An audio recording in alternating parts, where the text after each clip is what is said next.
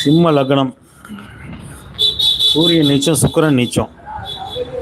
அதனால் லக்னத்துக்கு 5ஆம் இடத்துல சனி பகவான்.